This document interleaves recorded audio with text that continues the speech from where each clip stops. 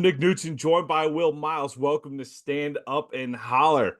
Will, we're back after some time off, man. We were enjoying the last bit of vacation time here before football season. We were just saying this is the unofficial kickoff to football season for us. It's August. We're just around the corner. The Miami Hurricanes are a few weeks away. Can't wait to get this thing going, Will. We got a few more weeks left to buy that magazine, too. If you have not purchased a Read and Reaction preseason football preview for the Florida Gators, Will. Yeah, we're going to talk about some stuff tonight that we have in the magazine or had in the magazine, and you can still get it now. Obviously, still 3 or 4 weeks left till the season, and we think there's stuff in there you're going to learn if you take a look at it about this season, what's coming up. Now, that's changed over the last month. Obviously, we'll talk about a few of those things tonight. But, look, you can go over to readandreaction.com/mag. That's readandreaction.com/MAG. You can go to Amazon. And if you just search Read and Reaction Football Mag or Read and Reaction Gators, it'll pop right up there. You can buy a hard copy there. We got digital copies; they're a little bit cheaper if you go over to the website. But look, it's been really successful. We appreciate everyone's support this offseason, but still time to get it. And it's one of those things where sort of out of sight, out of mind when we launch it in May and June, and get it before Father's Day for your dad, that sort of stuff. But now we're getting down to brass tacks, and if you want to sort of understand what's going on coming into the season, like I think you and I have been humbled by the feedback from different people who've told us they've learned something. And that's really been our goal. The goal was to teach people something about the team, teach people something about what's coming up this year. We think you can do that with this magazine. It's about $20, and you're going to spend more than that on a meal for lunch these days, given the inflation that's going on. So go ahead, buy the magazine, and help us out there. We appreciate it. Well, on tonight's episode here, we're going to start with fall camp. A lot of optimism, but some tough news to end the week. For those of you in the Twitter space, I'm sure you're well aware of what's going on. We got more ready for a breakout in the secondary. We had an article on that in the magazine as well, but some talk on that this week. Recruiting updates, a couple big ones, including Vernell Brown III, keeping that Brown legacy alive here at Florida, third generation Gator coming into Gainesville next season, and SEC Media Days preseason picks weren't so friendly to the Gators. We'll talk about that as well. So no real surprise there, but we'll get to that at the end of the show here. So let's start out here with fall camp. And per Gator Dave, our friend Dave Waters of Gators Breakdown, running back Montrell Johnson suffered a minor knee injury at the end of practice last week. He had a scope, and his status is week to week. Sources have confirmed to Gators Breakdown. The injury occurred in Friday evening's practice. Will, obviously, Montrell Johnson, one of the key figures on offense this year, has been a solid starter, solid presence in the backfield for the Gators the last couple of years. You don't want to hear this type of news early on, but it is the running back position. This happens. It's one of the reasons why Napier puts so much into that backfield. We have plenty of depth at that position. You still would like to see Johnson out in the field against Miami, though, right? Well, I mean, obviously, we'd love to see Montreal Johnson out there. The official word is it's week to week, so it's possible he'll be back. Though the fact that this is leaked out probably makes us, I'm suspecting he probably won't be available for Miami. And honestly, for the season, that's probably the best thing for the long haul. Is you want to make sure you've got Montreal Johnson healthy when you're going to Knoxville to play the Volunteers, or when you're playing Kentucky later on in sort of that first half of the season, because Florida's going to need it there. Certainly, Florida has some alternatives back there. Trayon Webb is a guy who's gotten a little bit of run. You got Kanan Daniels coming in as a true freshman, and they've got a little bit more depth back there too. But obviously, Montreal Johnson has been the bellwether or been the bell cow the last couple of years. He's been the guy to get the tough yards. ETN was the guy who would get the explosive yards, and Montreal Johnson was the guy who'd get the tough yards. I think we all expected him to have a little bit more success this year, considering that Florida's upgraded on the offensive line through the transfer portal. So, look, losing Montreal Johnson is a big deal. He's a big cog in terms of what they do on the ground. But I think the bigger thing is you think about Graham Mertz and how often he got sacked last year, and having a running back in there who knows the pass protections and knows where to pick things up is going to be critical, especially because Billy Napier and Graham Mertz have talked about going downfield more often. And you need a running back who can step up and stone that linebacker who's coming on a blitz, or who can chip the guy coming off the edge to make sure that he helps the tackle. And the question is going to be, to me, the younger backs running the ball isn't really going to be the question. The question is going to be pass protection. Are they going to be able to hold up there? And let's be honest, Montreal Johnson and ETN last year were not great in pass protection. And that's one of the reasons Florida didn't go down the field that often. So, it's not like Florida's losing some guy who was a stalwart in pass protection. At the same time, you would expect a senior coming in to know his assignments and be able to really step that up, especially with some of the stuff we've heard about the advances that Florida's made in the strength and conditioning room. Yeah, if he's not available for that Miami game, you have the Samford week as well. So you would expect if he doesn't play Miami, you'd expect him to probably sit out till at least Texas A&M. That would be my assumption if he's not ready to go for Miami. There's been a lot of positive news out of camp as well. I really feel like until the Montreal news at the latter part of the week, it's been very optimistic. The messaging has been great across the team from Napier, the players, everyone's excited. We'll talk about some of the players compliment each other in the next segment here, but Will really wanted to talk about the strength and conditioning, and it's not a topic you and I have touched on particularly much on this show. One reason being is it's a lot of hearsay. I don't know exactly what was what behind the scenes. You hear conversation about it, you hear rumors, and there's not a lot for us to necessarily break down. So when it, but it works both ways. When they come out in the news and they publicly, pronounce, well, we've made all these gains in the offseason, and this is right and that's right. It's tough to measure that because you don't really know what was going on before on the inside. So it's just not something we dive into too much because there's not a lot of hard evidence for us to talk about one way or the other. But there seems to be a consistent message coming from camp that they're very excited about Tyler Miles, very excited about the new offseason program, and the players, the coaches, everybody seems to feel like it's gone up a notch here this offseason. So, what's your take on Tyler Miles and the improvements? According to according to the team, the improvements within the strength and conditioning program. Yeah, I mean, I guess my take is that any improvement is a good improvement, right?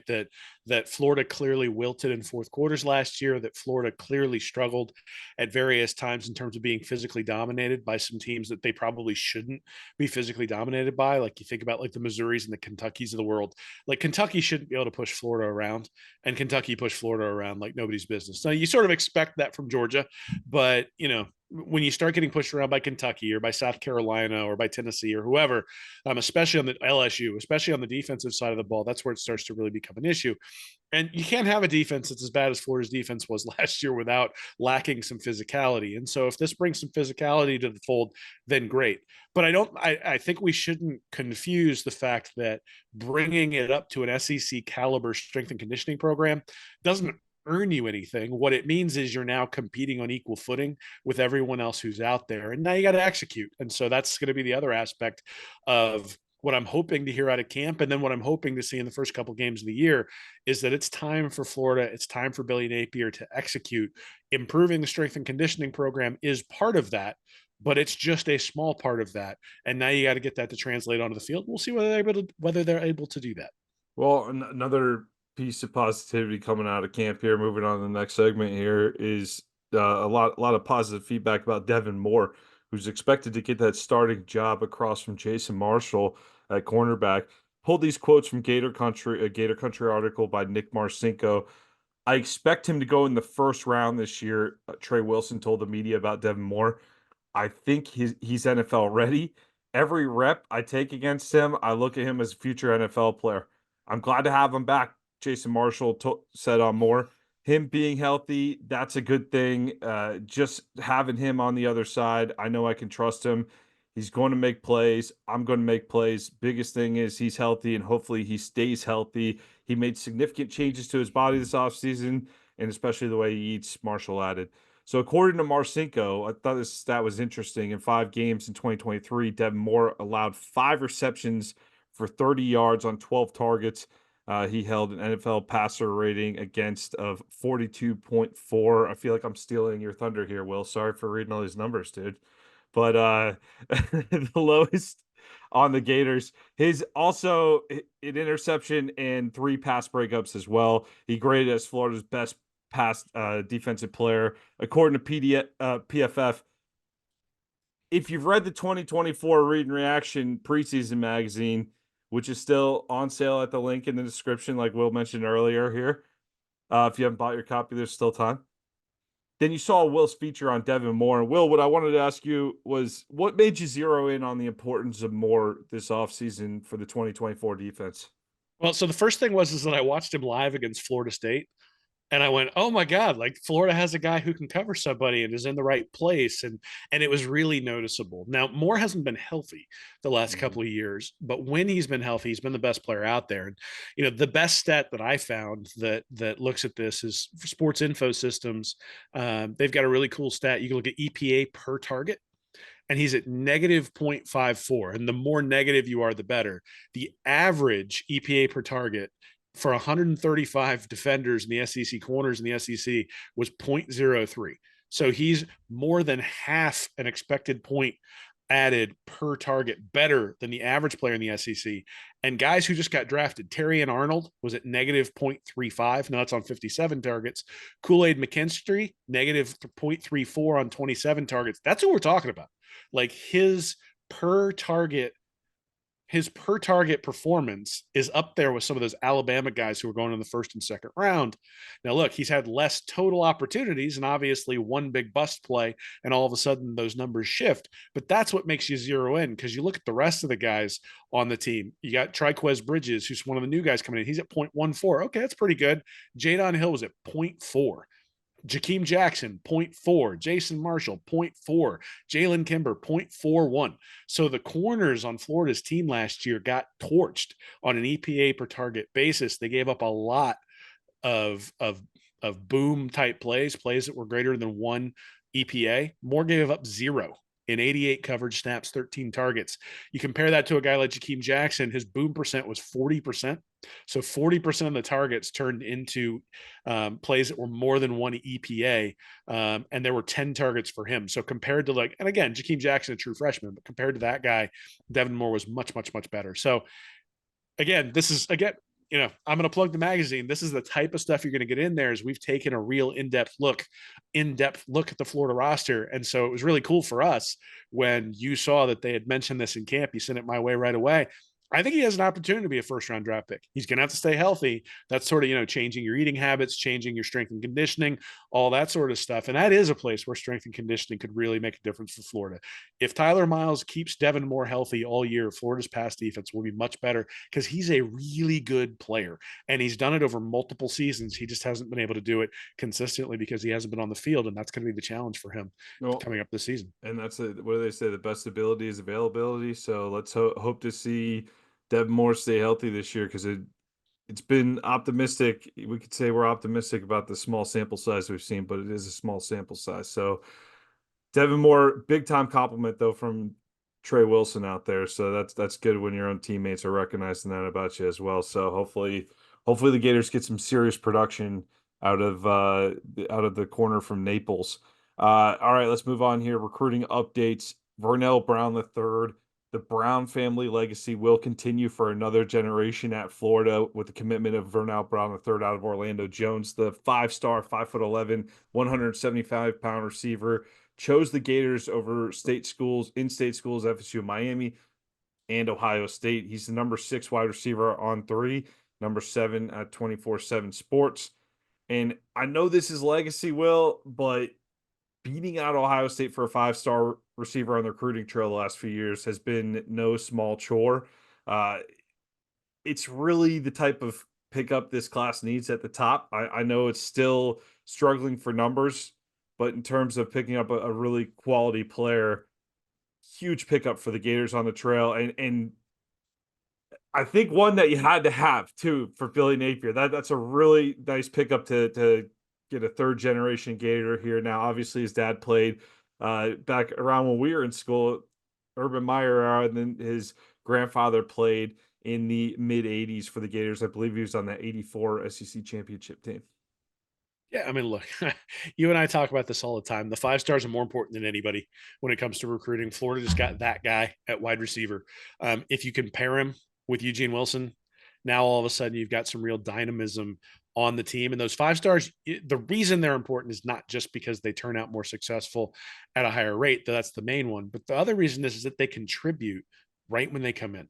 So you expect And again, I'm not comparing this guy to Percy Harvin, but you expect the Percy Harvins, the Brandon Spikes, the Tim Tebows, those guys to at least contribute their true freshman year when they come in. And honestly, that's really what Napier should be selling. Is you look at the Ohio State roster, you're probably not going to contribute day one if you come in, unless you're just head and shoulders above everybody else. But they had the best player from the state of Florida last year who committed to Ohio State. In fact, he was maybe the best player in the country who wound up. He might be contributing day one. Well, he's going to be contributing day one. And look, I mean, I think there is a difference between being the number one player in the country and being the 27th ranked player in the country. There is definitely a difference there. But you need to stack these guys. When there's a 5-star sitting in Orlando, you need to bring him in. And if he's a legacy, awesome. It gives you an advantage to bring that guy in. And if you land him and if you bring him in, I'm not going to sit there and go, well, he's a legacy. You should have done it anyway. No. Don't take 5 stars for granted. You bring 5 stars in the door, you celebrate it.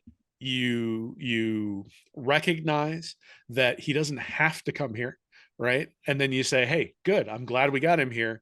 Now let's make sure we keep him in the fold all the way through signing day, and then get him on campus. And obviously you think about Lagway, Brown, and Wilson next year, and all of a sudden, and with some of the other weapons that Florida's brought in at wide receiver recently in recruiting, and now that wide receiver room has the top end talent to go with some of the depth that they brought in with, some of the guys they brought in like Aiden Mizell and Andy Jean and some of those guys that they brought in who may or may not be good players, but Wilson's going to be great.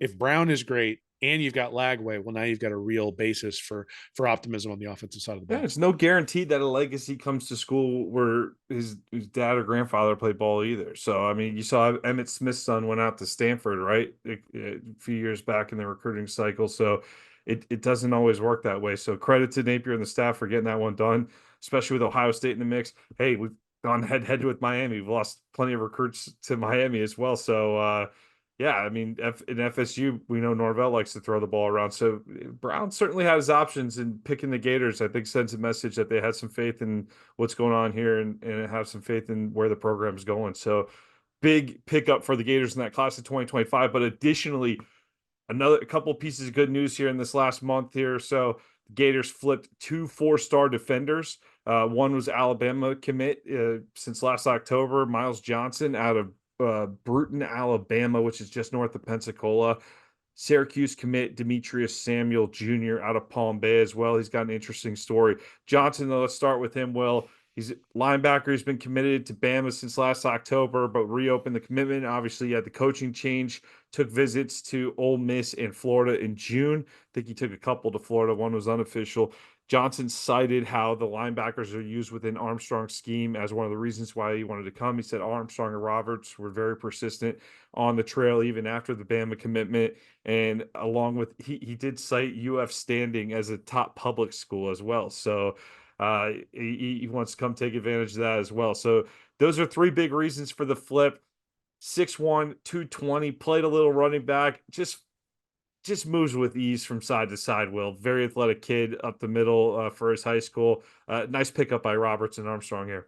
Yeah, look, I mean, Florida's adding some guys recently, and that's important. So you got Johnson, a guy that Alabama wants, right? And whenever you can get a guy who Alabama wants and you can put him on your roster, that's a good thing. Now, 3-star, nationally ranked 501st overall.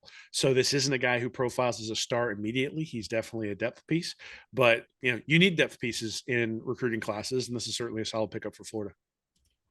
And then Samuel is an interesting story, Will, out of Palm Bay. He's a safety. He's actually a part of the 2026 class. He's expected to reclassify into 2025, 6'2", 180.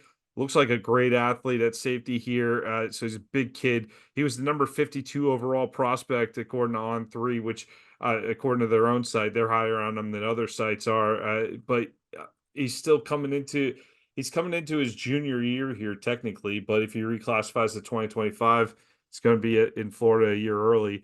But he was committed to Syracuse for some time. Fran Brown, the former Georgia coach, he's done real well in recruiting for Syracuse, been very aggressive. I know they had a very aggressive offseason in the transfer portal as well under him. So he's been locked into Syracuse for a little bit, but had that flip, referred to UF as his dream school. And another nice pickup here by Napier and company. Yeah, I mean, look, this is a guy who profiles as a safety, but he runs track, and he runs track well. So 100-meter dash, 200-meter dash, long jump, ran a 10.52 in the 100. So he's a fast guy who really gives you some benefits there if you do need to split him outside cornerback, especially early on. The reclassification, obviously, same type of thing that I said earlier about Johnson, is that you do end up wondering, is this more of a long play where you need to develop somebody? But look, guys who are ranked 225th overall in the country reclassifying as a junior, he's still ranked 225th in the country. And guys out of Palm Bay, like, those are guys you got to get. You gotta protect the home turf. You got to bring in those guys, and Samuel's a big part of that. So kudos to Napier and staff for bringing that guy in, and hopefully he can contribute right away. I'm putting you on the spot here, Will. Just thinking about it while we were talking about Samuel. Do you feel like you're seeing more stories about guys reclassifying the last few years with the NIL dollars flying around? You have to imagine the incentive was obviously there. But do you think this is a trend we're going to see only increase in the future? Oh, sure. I mean, I think you look at it and say, even for states that have high school name, image, and likeness type Right. things, you're not talking the dollars that are flying around at the college level at this point. And as you think about sort of some of the lawsuits that are going around, this is probably a time where you can cash in, as opposed to when there's actual structure. And if any sort of collective bargaining agreement gets put in place, like, all of a sudden there's going to be restrictions or a cap or something like that. Right now, there's no cap.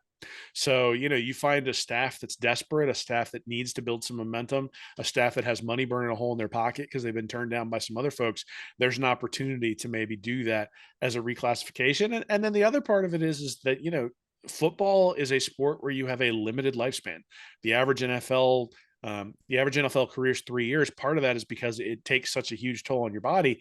But part of it is that just as you get older, you can't take the same punishment that you could when you were 16, 17, 18 years old. So you get into college when you're 17, you get into the NFL when you're 19 or 20. There's an advantage to being one of those younger guys. Maybe you get 5 or 6 years out of a career rather than 3. So I think there's a lot of levels to reclassifying. I certainly think the NIL in college has something to do with it. I think that first contract in the NFL and then the second contract in the NFL have something to do with it. And then the reality is that when you're a kid, if you have the opportunity to pursue a dream like playing at Florida or playing at Alabama or playing at Georgia or playing at Ohio State or something like that, if you're good enough to where those schools want you, they'll sign you and they'll give you a scholarship and an NIL deal. I mean, it's just like the kids who decide out of high school that they're going to go in the Major League Baseball draft and they sign out of there, or they could go to college. Like, they have those two options, and a lot of times they make the choice that they think is going to drive them to the most dollars. And I suspect that's just what's going to happen with the Yeah, reclassification as you, well. you saw Quinn Ewers do that pretty successfully, in my opinion. Skipped the senior year, went up to Ohio State, and transferred to Texas immediately. And obviously, his career's rolling along pretty well down there in Austin here. But Will, speaking of those Texas Longhorns here, SEC Media Days out in Dallas a few weeks ago, really not you and I. We're not the biggest Media Days fans. We watch it, we pay attention to it, but it's pretty much if you flip on a lot of the opening comments, it'd be difficult to tell what year they're from. That's kind of my opinion of SEC Media Days. There's some things you could do contextually with things. The best thing about it is that it's kind of the unofficial kickoff to football season in some ways. So it is cool. Like, yeah, maybe one day you and I will get up in gear and go to one of those things. But I don't know. It's kind of the same thing year in year out. So it's not something we're going to dive too deep into. But the preseason picks, very interesting this year. Florida all the way down at 12. So you've seen some voices in the media. I think a Cole Cuba comes to mind. Did a great interview with Gator Dave on Gators Breakdown, by the way. I thought Dave did a good job interviewing him. But talk about logo fever with Florida's schedule this year. Talk about how maybe a little more is being made out of the schedule than it needs to be. But then you see the media come through. I saw Greg McElroy speak highly on Florida. JD Pical's been high on talking about Florida. But then Pical puts out his playoff picks, and you're like, man, half of those picks are Florida schedule right there, right? Like, you had Tennessee, FSU, you had half of Florida schedule. And then you see the media come in and pick the Gators to finish 12th. So despite some voices being a little optimistic and potentially contrarian this offseason, talking up the Gators a little bit, Most of the media saw him at 12. So you saw Georgia coming in by far the biggest favorite with 165 first place votes.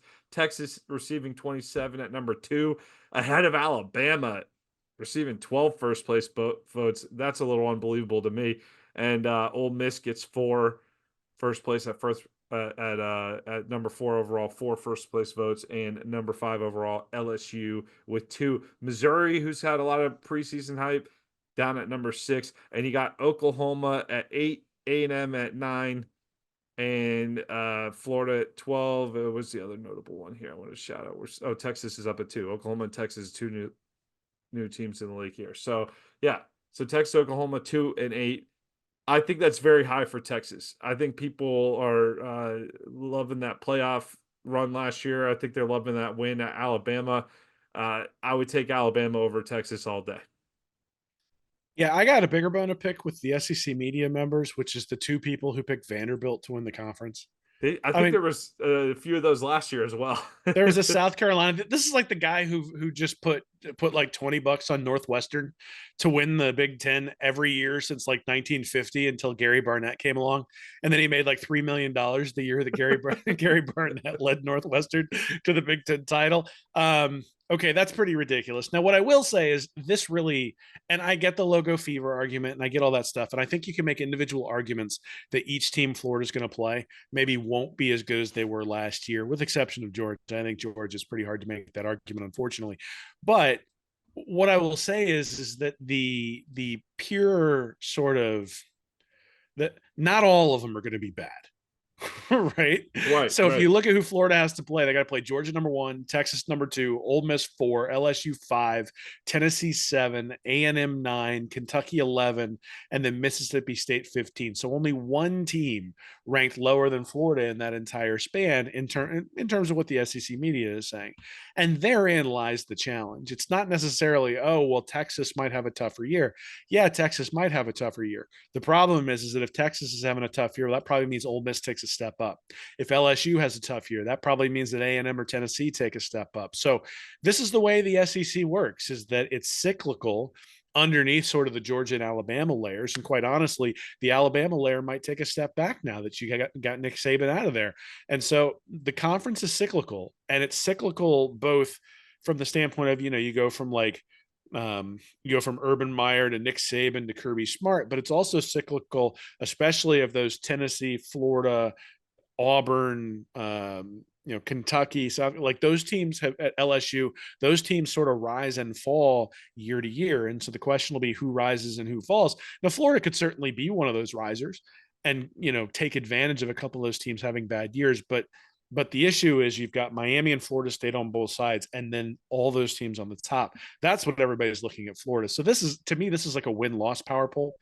This is on a neutral field. If you were going to take a team, who would you take? And I think there's certainly people who would say, like I can see a path where Florida has a great year, but I'm not picking it. And that's kind of where you're at.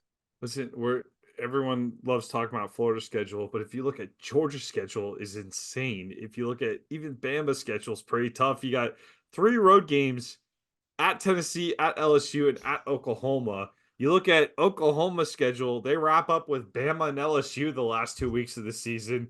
And every team in the SEC almost has a crazy stretch of games that really picks up. Someone like Ole Miss starts out with a really friendly first half of the schedule, back half is loaded. So there's stretches of every SEC schedule this year that are much crazier with the addition of 2 solid programs in Oklahoma and in Texas. So Yeah. The real difference, Nick, is that when you look at those teams, and I think this is the huge difference, is Georgia has Carson Beck coming back, and Beck won every game but one last year. mhm. You've got Alabama has Milrow coming back, and Alabama was playing in the playoff. You got Texas with Ewers coming back. You've got Ole Miss with Dart coming back.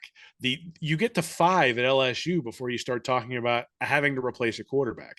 And you can say the same thing about Florida. Florida has Mertz coming back, but I don't think any of us put Mertz on the level of Dart or Beck or Milrow or any of those other guys. And so therein lies the issue, right? The issue is that Florida's quarterback coming back has to take a significant step up in order for their team to be in the same class as those teams up at the top. Whereas you've got Georgia playing a tough schedule, but they have Carson Beck the entire time through that tough schedule. Or you got Alabama playing a tough schedule, but they've got Jalen Milrow coming through that entire thing. Even A&M, Connor Wegman played really well last year when he was able to play and when he was able to stay healthy. Now, we had the conversation earlier about Devin Moore and availability being a skill.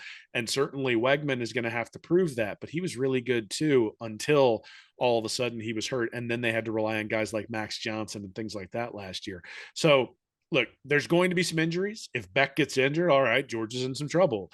If Milrow gets injured, Alabama's going to be in some trouble. Maybe Alabama takes a step back to the pack. Maybe that powder keg you and I keep talking about at Ole Miss is going to blow up, and our good friend Princely will be just as disappointed there as he was when he was playing for Florida. But you know, to expect all of those things to happen, I think, is wishful thinking. And so what it really means is that Florida cannot rely on the other teams coming back to the pack. Florida is going to have to accelerate in a bunch of different places. And I think they've taken some steps to be able to do that.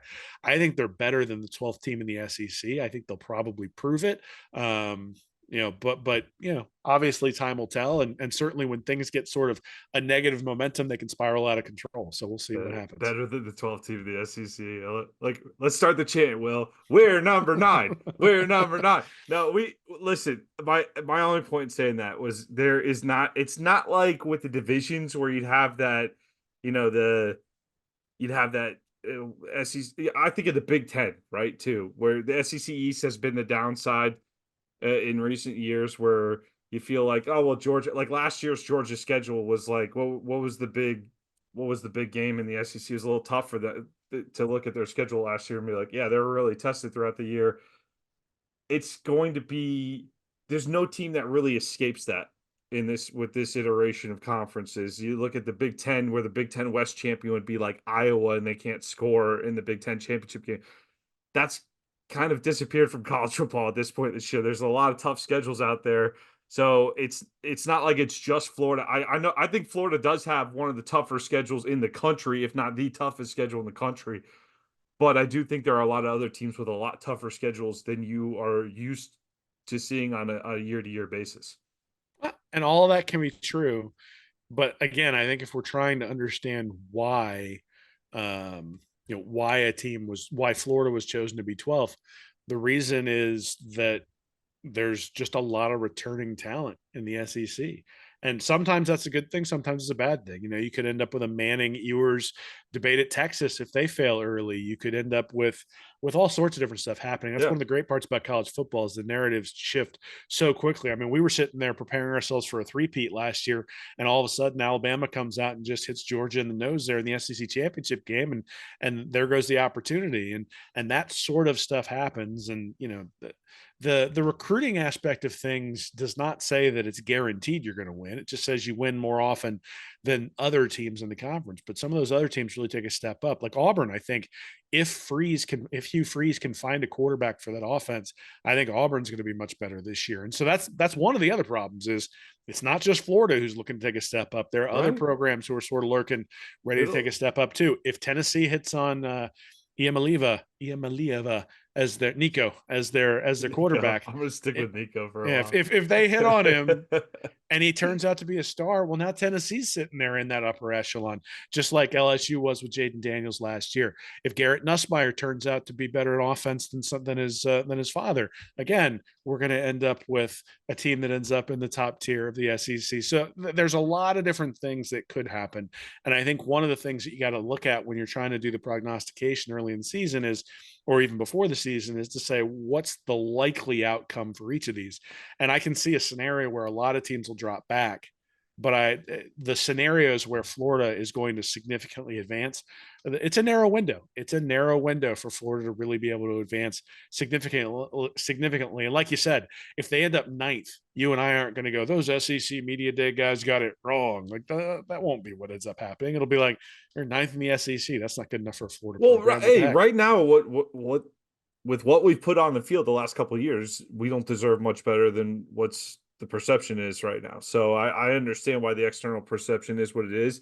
People that are on the outside don't follow the program as closely to know the changes that are made. Some of the younger guys that there's hope around this year, and I get it. I get the perception from the outside, and honestly, I like it right now. Let's prove it. Let's go prove people wrong. That's why we chose. That's why we chose for the headline for the magazine, Florida versus the world. That's why we had the bulletin board material out there. There's been plenty of material that Florida has put out there as a program in the last few years that have given people room to talk, room to have a negative perception, and Florida has to prove it on the field to start shifting that narrative publicly. So Now, I'm like, I will say though, so Florida was ninth in the SEC last year out of 14 teams. yeah, And now you've added Texas and Texas, Oklahoma. So let's, Oklahoma, even right, if you slot them in front, that would put Florida 11th. right, So the right. media expects one of those teams that was behind them to jump in front of them. I think that's probably a little bit of wishful thinking. I mean, if you told me Florida was going to finish 10th, I'd be like, all right, I struggle to necessarily see that. But I mean, which team of Arkansas, Mississippi State, Vanderbilt, or South Carolina is going to pass Florida? Because those were teams with either similar or worse SEC records, and then similar or worse win-loss records. Which one of those four is going to jump past Florida? I don't know. Listen, That's you kind of think tough the sell right folks there. in Norman aren't pissed about being picked eighth?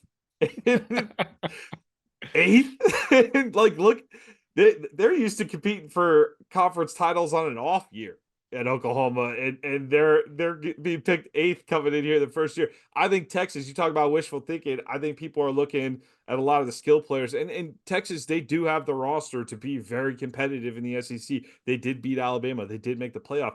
But week to week, did they face the type of challenge they're going to face this year? And Texas goes to Michigan in week 2. So let's see how they look in week 2 up in Ann Arbor. I know Michigan's got a different football team than last year as well, but it is going to be interesting to see how this plays out. I think people might be a little high on the Longhorns in year 1 in the SEC, though. I'd like Well, to see them Oklahoma week to beat week. Texas last year. Right, I mean, number they 8 beat in the Texas. Now SEC, they did Oklahoma. lose to Kansas and then Oklahoma State. Right, But that kind of proves your point, right? Is you got a big win over Texas, and it was a close game. Then they had a close win over UCF in Norman. That was the one that was going back and forth with the Dylan Gabriel Bowl. the And Dylan then Gabriel. they go to Kansas and Yeah. they lose a close one, 33-38. Then Oklahoma State out in T Boone Pickens Stadium, they lose 24-27. That is what happens in the SEC. What happens in Right. the SEC is you get a big win over Georgia, or you get a big win over Auburn, or whatever it is, whoever the big fish is that you get the big win on, and you don't have time to take a breath. And everybody's telling you how great you are on campus for the entire week. And then you go out there and you think you're just going to be able to roll over the Mississippi States or the Vanderbilts or the Kentuckys of the world. And they come out and they just kick you right in the mouth. And look, I mean, it used to be in the SEC, like back when Tim Tebow was playing or back when Steve Spurrier was in charge, there were off days in the SEC. Like you could play Vanderbilt or South Carolina and Kentucky. Most of the time, Mississippi State, except for the few years that Jackie Sherrill was there. And those were teams that you just said, we'll roll the ball out and we'll win. There is not anybody other than Vanderbilt who fits that bill. And sometimes even for Billy Right. Napier, that's not Vanderbilt. And so there's not anybody in the SEC that you can rely on that. You will get punched in the mouth if you don't Right. come ready to play. And that is what Oklahoma and Texas are going to learn this year. I think the hard way at some point. Watch for those one score wins and losses. It'll be really interesting to me. Usually those even themselves out over multiple years.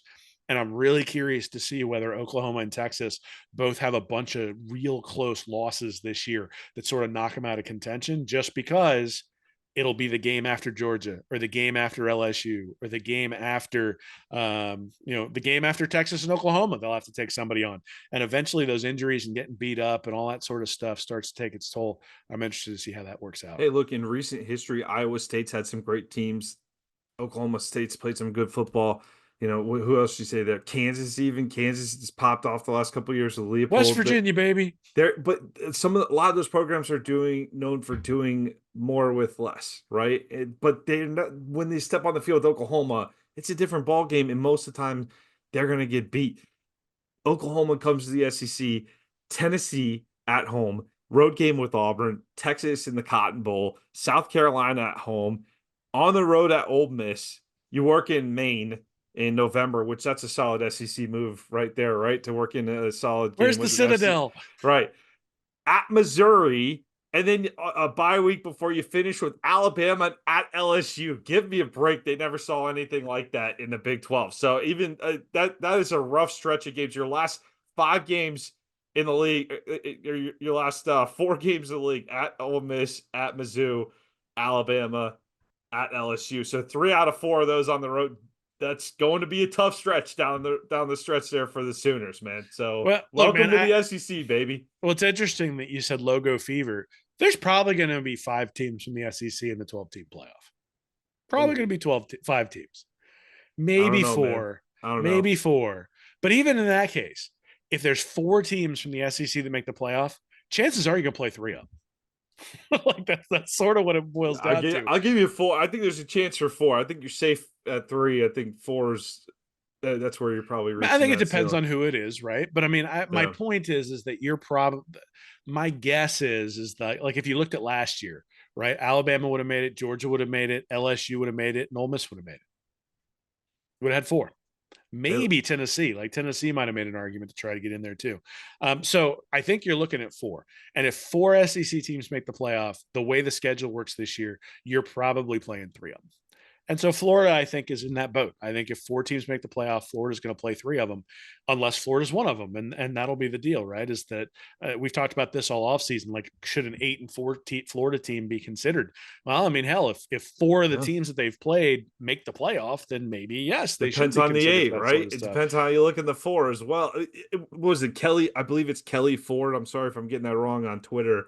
They put out a great chart. You had commented on to me about the number of losses teams could afford to make the playoff. And what was it? I think Georgia was 3, Georgia had 3 mulligans. where they felt like they called it the number of mulligans. Basically, like Georgia could safely lose 3 games and safely make the playoffs still.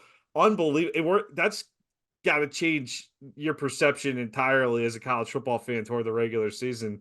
If Georgia, you get 3 mulligans, where you used to get 1, and 1 maybe 2 if you're lucky on a good year. So Well, so what it's going to do is it's going to tilt things toward recruiting even more, because the idea that you can get up and snipe one of those teams like Alabama did to Georgia last year. I don't think Alabama was a better team than Georgia last year right, holistically over the course of the year, but they won the head-to-head game. And that head-to-head game meant Alabama got to go to the playoff instead of Florida State or Georgia, irrespective of what you think about that overall. That era is gone.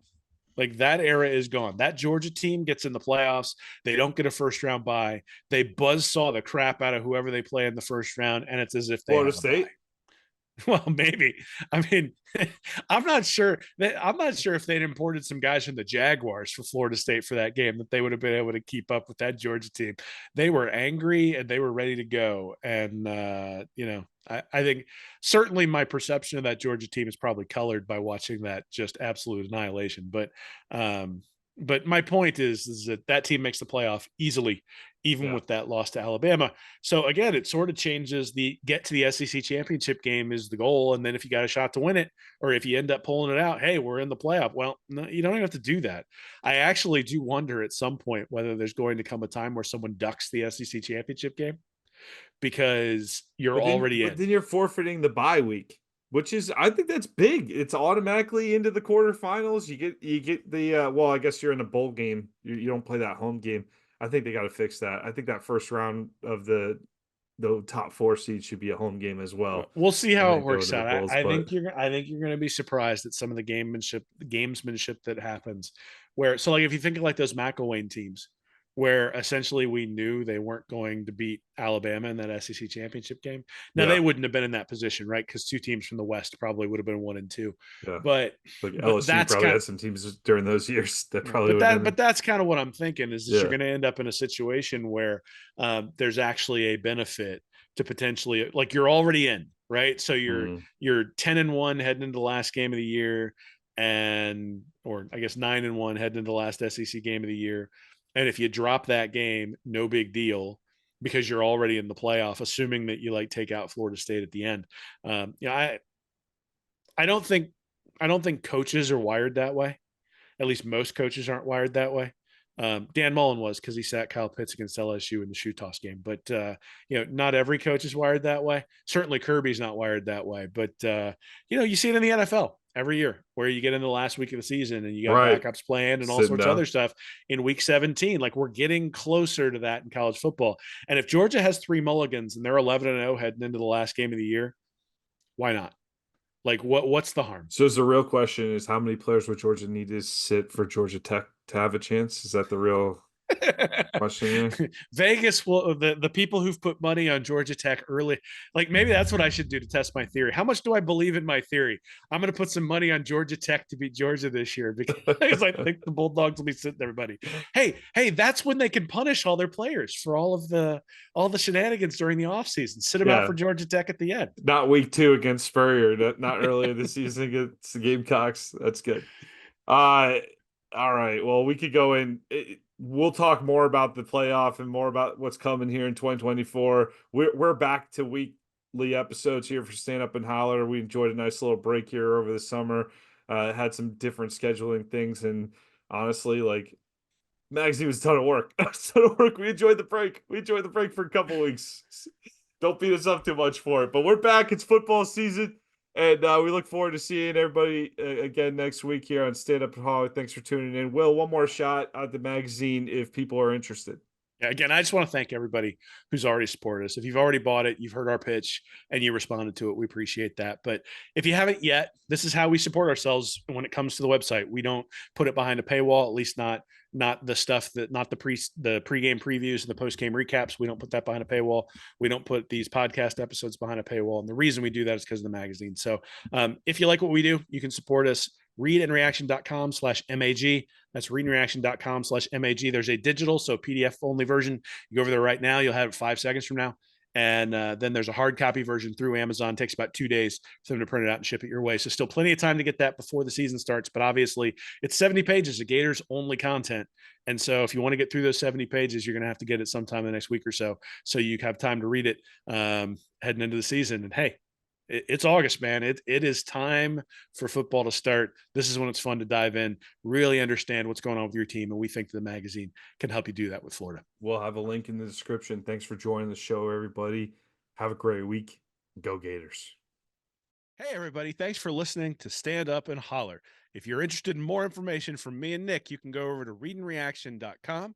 You can like and subscribe our YouTube channel here at Read and Reaction, or you can go to patreon.com/readandreaction to support us, get extra information, and we do Ask Anythings over there every once in a while as well. So check us out. Thanks for listening.